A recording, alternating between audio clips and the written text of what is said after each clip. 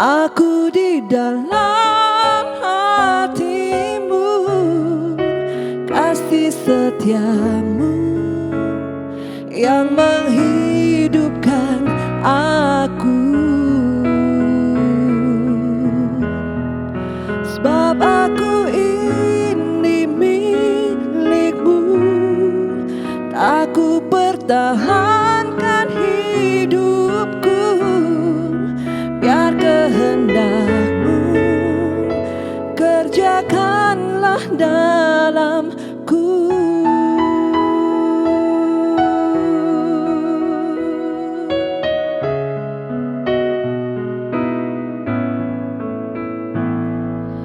Anugerahkan kuasa-Mu mengubah hatiku untuk selalu berserah sepenuhnya hanya kepadamu. Sebab aku ini milikmu, aku di dalam hatimu, kasih setiamu yang menghidupkan aku. Sebab aku ini milikmu, tak ku pertahankan hidupku, biar kehendakmu kerjakanlah dalamku.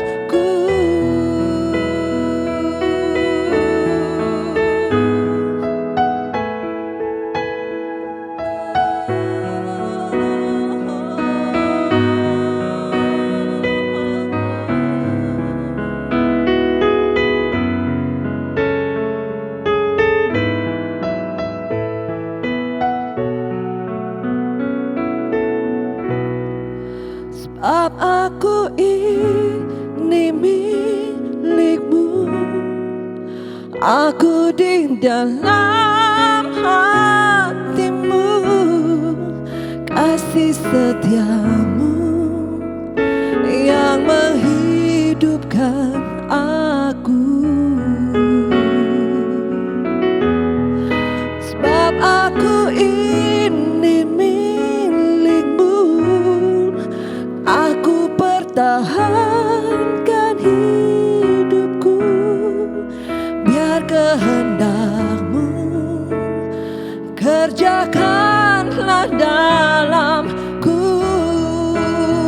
Oh, sebab aku ini milikmu, aku di dalam hatimu, kasih setiamu yang menghidupkan aku. Sebab aku ini milikmu, aku pertahankan hidupku, biar kehendakmu kerjakanlah dalamku. Biar kehendakmu, biar kehendakmu, biar kehendakmu kerjakanlah dalamku.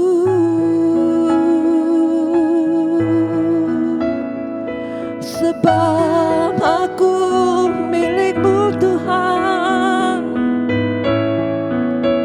kasih setiamu Tuhan yang selalu hidup dalamku. Aku milikmu Tuhan, biar kehendakmu Tuhan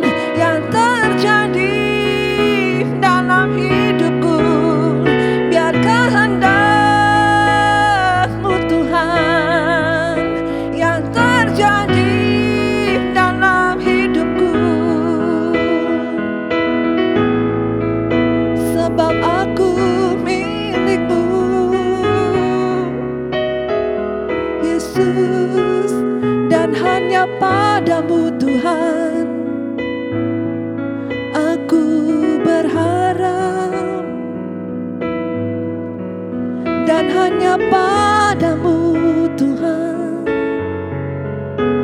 aku berserah.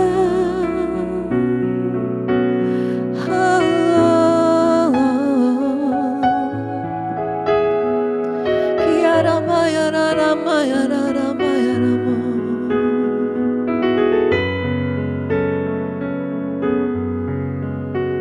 Haleluya, haleluya. Ya bakaya rara barara barara barara basyakata. Sebab hanya padamu Tuhan kami percaya, dan rencana dan rancangan-Mu adalah baik bagi kami. Sebab hanya padamu Tuhan kami serahkan semua kekhawatiran, ketakutan kami. Karena kami percaya Tuhan, setiap kekurangan kami, setiap kelemahan kami Engkau tahu, dan Engkau mengubahkannya menjadi indah di mata-Mu. Karena kami percaya kuasa Tuhan selalu sempurna dalam kehidupan kami. Haleluya, haleluya, haleluya. Kau membuatku sesuai rencana-Mu. Kau memegang setiap musim hidupku. Ku serahkan semua kekhawatiranku. Ku milik-Mu.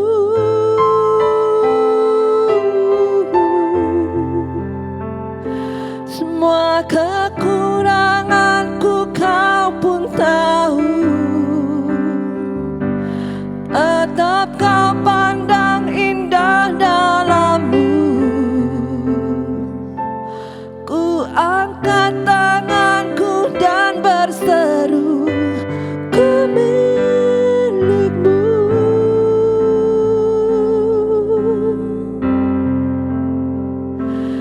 Kau membuatku sesuai rencana-Mu.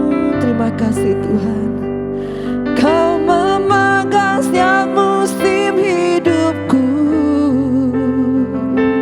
Ku serahkan semua kekhawatiranku. Ku milik-Mu.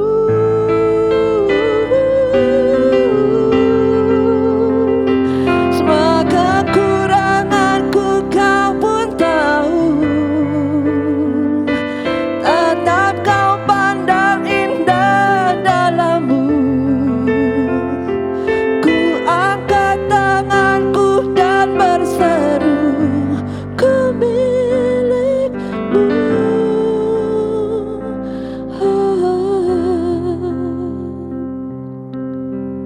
Biarlah saat ini tangan kami terangkat di hadapan-Mu Tuhan. Tanda kami berserah penuh di hadapan-Mu. Tanda kami menaklukkan seluruh kehidupan kami, keangkuhan kami, kesombongan kami, di mana kami selalu mengandalkan diri kami Tuhan di bawah kaki-Mu Tuhan. Ku angkat tanganku dan berseru, ku milik-Mu.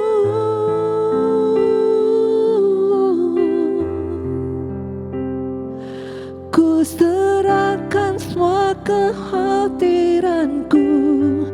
Ku milik-Mu.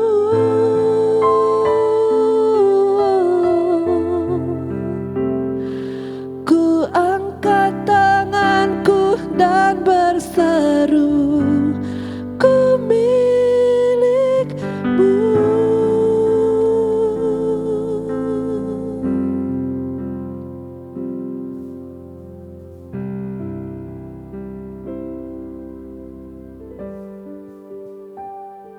Kami mau katakan sekali lagi bahwa kami adalah milik-Mu ya Tuhan. Terima kasih Tuhan. Di dalam nama Yesus. Amin. Salam damai sejahtera untuk kita semua. Saudara dikasihi Tuhan, renungan kita pada hari ini terambil dari Ratapan 3 ayat yang ke-24 sampai 26. Ratapan 3 ayat yang ke-24 sampai 26. Tuhan adalah bagianku, kata jiwaku. Oleh sebab itu aku berharap kepadanya. Tuhan adalah baik bagi orang yang berharap kepadanya, bagi jiwa yang mencari Dia. Adalah baik menanti dengan diam pertolongan Tuhan. Saudara yang dikasihi Tuhan, kitab ini ditulis oleh Nabi Yeremia di dalam satu nuansa meratap. Penulis kitab ratapan adalah Nabi Yeremia. Seringkali dia juga disebut sebagai nabi yang meratap. Nabi yang mengeluh, yang menyampaikan keluhan kepada Tuhan. Seorang nabi pada masa itu dia membawa segala pergumulan yang ada di bangsa tersebut untuk menaikkan syafaat atau membawanya kepada Tuhan. Dan Nabi Yeremia pada masa itu mewakili bangsa Israel yang sedang ada di dalam masa-masa yang sulit. Yang pada masa itu sedang berada di dalam masa-masa penindasan. Bahkan kalau mau dibaca secara keseluruhan kitab ratapan ini, seolah-olah bisa disimpulkan dengan satu teriakan daripada Nabi Yeremia yang berteriak seperti ini, "Di manakah engkau Tuhan?" Gitu. Seolah-olah teriakan ini mewakili seluruh bangsa yang saat itu mereka di dalam keadaan kesesakan dan mempertanyakan tentang Tuhan. Di manakah engkau Tuhan?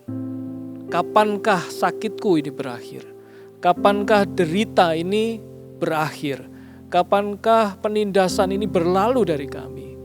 Seolah-olah mereka merasa bahwa Tuhan itu sudah meninggalkan mereka. Oleh karena itu, kitab ini ditulis. Nabi Yeremia menulis di dalam kitab ratapan. Bapak Ibu Saudara, apakah kita juga hari-hari ini mengalami hal yang sama? Kita sedang berteriak, kita sedang berseru di dalam hati kita. Atau mungkin kita ada di tempat yang sepi, yang dimana gak ada orang, kemudian kita melampiaskannya dengan teriakan, "Tuhan, di manakah engkau?" Atau teriakan kita mungkin berupa hal yang lain yang menandakan kekecewaan kita, menandakan satu keputusasaan kita. Mungkin kita hanya berteriak gitu dengan suara yang sangat nyaring, hanya untuk melampiaskan kekecewaan kita. Saudara dikasih Tuhan, lagu yang sudah kita nyanyikan bersama-sama pada saat kita menyembah tadi, dikatakan bahwa aku ini milik-Mu Tuhan. Dan Nabi Yeremia di sini mengatakan di dalam dirinya, jiwanya berkata, dia memaksa dirinya untuk berkata, Tuhan adalah bagianku. God is my portion. Yeremia menaruh Tuhan sebagai satu milik yang tidak bisa digantikan oleh apapun juga. Milik yang tidak bisa ditukar oleh apapun juga. Sehingga dia berkata, Tuhan adalah bagianku. Teriakannya diganti dengan sebuah pernyataan, sebuah statement, sebuah keyakinan yang berkata Tuhan adalah bagianku. Ketika kita membaca ayat yang ke-24 tadi, mungkin tertulisnya secara singkat, Tuhan adalah bagianku, kata jiwaku. Kalau kita membaca sekilas sepertinya hanya sepotong kalimat pendek. Tetapi kalau kita bisa melihat atau menyadari, menyelami keadaan pada saat itu, Yeremia tentunya tidak berkata dengan suara yang datar, dengan kata-kata yang biasa, Tuhan adalah bagianku gitu. Tetapi dia juga bisa berteriak dan mungkin dia sedang naik ke atas bukit pada saat itu. Dan kemudian dia menengadah wajahnya ke langit dan berkata, Tuhan adalah bagianku. Sebagai satu seruan, sebagai satu pernyataan iman, sebagai satu keyakinan di dalam jiwanya dia. Dan kemudian disambung oleh dia, karena Tuhan adalah bagianku, maka aku mau berharap kepadanya. Ketika kita menyadari atau ketika kita berkata di dalam hati kita, Tuhan, Engkau bagianku, You are my portion, God is my portion.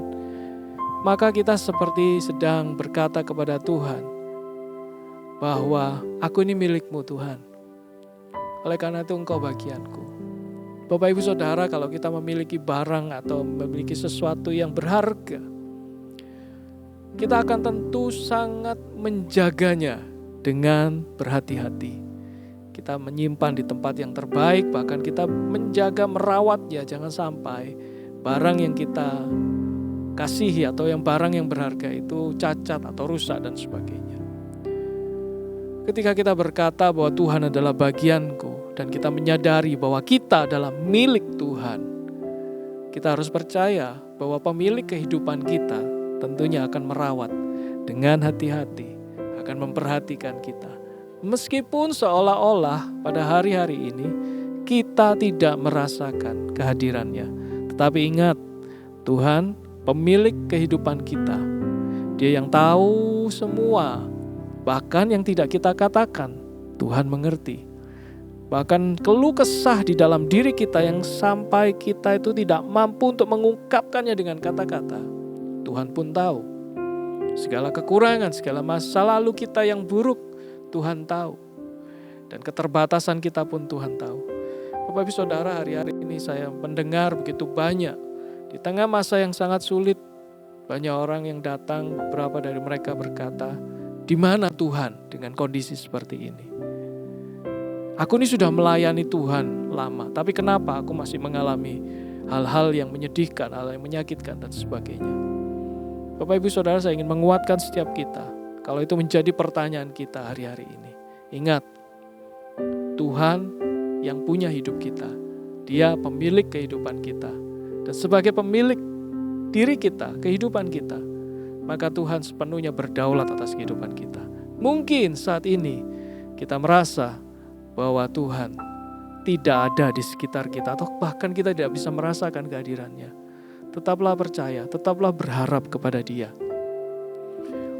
Di ayat ini berikutnya dikatakan, Tuhan adalah baik bagi orang yang berharap kepadanya, bagi jiwa yang mencari Dia.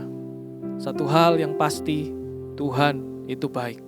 Kebaikannya tidak bisa, sekali lagi, tidak bisa diukur oleh kebaikan kita, bahkan tidak bisa dibandingkan atau tidak bisa diukur oleh apa yang kita perbuat. Kalau kita berbuat seperti ini, maka Tuhan akan jauh lebih baik kepada kita. Kita mungkin berpikir seperti itu. Oh, kalau aku tidak melakukan ini, maka Tuhan kurang baik kepadaku.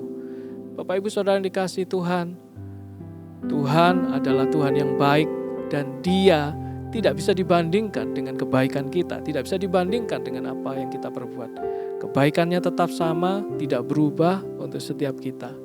Dan oleh karena itulah, mari kita tetap berharap kepadanya, memiliki pengharapan. Saya ingin menguatkan setiap kita yang hari ini, yang saat ini menghadapi satu kondisi yang sulit, tetaplah berharap kepada Dia. Dia adalah Tuhan yang baik dan kita adalah miliknya. Dan dikatakan juga di ayat yang ke-26 adalah baik menanti dengan diam pertolongan Tuhan. Bapak Ibu Saudara, kita perlu menanti dengan diam. Bahkan di terjemahan yang lain dikatakan menantikan dengan tenang di dalam waktu-waktu teduh kita.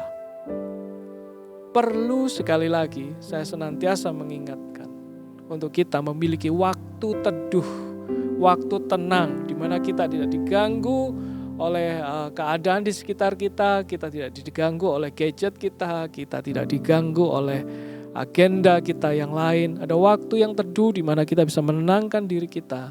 Ingatlah, di saat seperti itu, pada saat kita menanti dengan diam, pertolongan Tuhan datang. Kekuatan Tuhan itu diberikan pada saat kita berada di dalam keadaan yang diam dan tenang. Saya mau katakan bahwa dunia yang bising membuat kita tidak bisa mendengar suara Tuhan yang lembut. Dunia kita di sekitar kita menjadi sangat bising, ramai, penuh dengan informasi, penuh dengan berita terkini yang selalu update mungkin setiap 5 detik. Membuat diri kita menjadi tidak punya waktu teduh, tenang. Sehingga kita sulit sekali untuk mendengar suara Tuhan yang lembut. Ada kalanya ketika kita di dalam keadaan yang sangat sulit, dalam kesusahan, kita selalu berharap bahwa pada saat kita berbicara, pada saat kita berdoa, Tuhan mendengar. Tetapi seringkali yang Tuhan mau adalah justru sebaliknya. Kita menjadi tenang, Tuhan berbicara dan kita mendengar. Pada saat kita berdoa, pada saat kita berseru, satu hal yang pasti, yang 100% terjadi adalah Tuhan mendengar. Tuhan mendengar. Setiap seruan yang paling kecil di dalam hati kita, Tuhan mendengar. Tetapi yang perlu lebih kita pastikan kepada diri kita sendiri, bahwa ketika kita dalam keadaan seperti itu, apakah kita mau mendengar Tuhan berbicara ke dalam kehidupan kita? Pada saat kita tenang, suara dunia yang bising itu hilang dari kita dan digantikan dengan suara Tuhan yang lembut. Saudara yang dikasihi Tuhan, suara Tuhan yang lembut yang kita dengar di dalam hati kita, itulah modal untuk kita menghadapi hari-hari yang sulit ini. Kita perlu dengar suara Tuhan yang lembut, yang menguatkan kita, yang mungkin berkata, "Tidak usah khawatir, jangan takut. Aku Tuhan yang menyertai engkau. Aku Tuhan yang masih bekerja sampai hari ini." Suara Tuhan yang lembut itu bisa datang pada saat kita tenang, pada saat kita membaca renungan firman. Tiba-tiba ayat yang kita baca, renungan yang kita baca, itu seolah-olah melompat, hidup. Kata-kata itu menjadi hidup dan kemudian membekas di dalam jiwa kita dan menguatkan jiwa kita. Sehingga respon kita sama seperti Yeremia dan berkata, "Tuhan adalah bagianku, terima kasih Tuhan. Terima kasih untuk janjimu, terima kasih Tuhan, Engkau Tuhan yang berbicara." Saudara yang dikasihi Tuhan, ambillah waktu-waktu teduh di dalam kehidupan kita. Setiap hari, jangan pernah lewatkan satu hari pun tanpa mengambil waktu yang teduh, mendengar suara Tuhan. Percayalah bahwa kita adalah miliknya. Mari kita serahkan seluruh kehidupan kita saat ini ke dalam tangan Tuhan. Dan kita bisa berkata bahwa Tuhan adalah bagianku.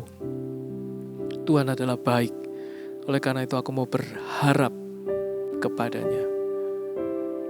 Saya mau berdoa untuk setiap kita. Tuhan, Engkau melihat setiap anak-anak-Mu saat ini yang berada di dalam kesesakan, berada di dalam pergumulan, kesulitan tidak berakhir, tapi justru bertambah banyak.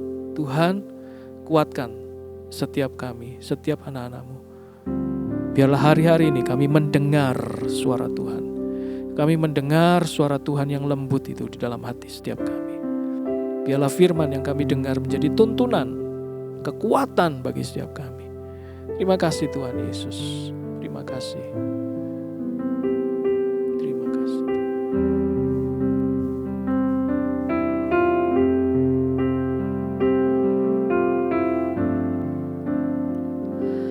Kau membuatku sesuai rencanamu. Kau memegang setiap musim hidup.